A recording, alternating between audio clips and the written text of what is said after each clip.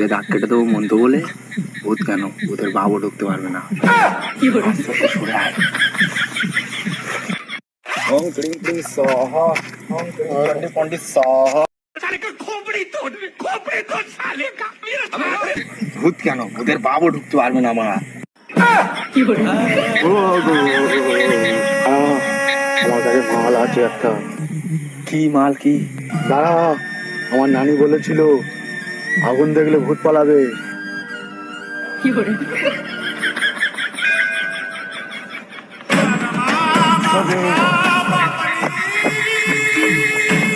এই বাড়া, আমার কাছে ম্যাচ নেই তো।